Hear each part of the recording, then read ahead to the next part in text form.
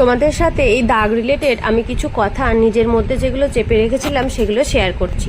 জানো তো, আমাদের পাড়ায় ঘরে কোনো অনুষ্ঠান হলে আলতা পরার একটা রিচুয়াল ভীষণভাবে প্রচলিত আছে, সব জায়গাতেই আছে।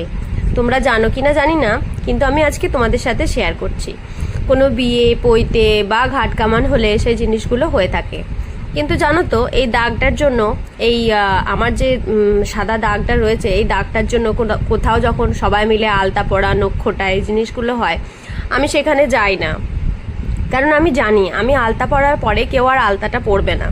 সবাই বলে কি, তুই লাস্টে পরবি, তুই লাস্টে পরবি। জানি হয়তো আমাকে ভালোবেসেই বলে, কিন্তু তাদের মধ্যে একটা ভয় কাজ করে, যদি আমার আলতা পরার পর তারা যদি আলতা পরে, তাদের মধ্যেও যদি হয়ে যায়।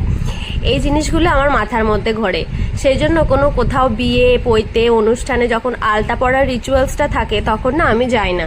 ইভেন আমার বান্ধবীর একটা বিয়ে ছিল, সেই বান্ধবীর বিয়েতেও আমি গায়ে হলুদ, আলতা পরার রিচুয়ালসগুলোতে যাইনি।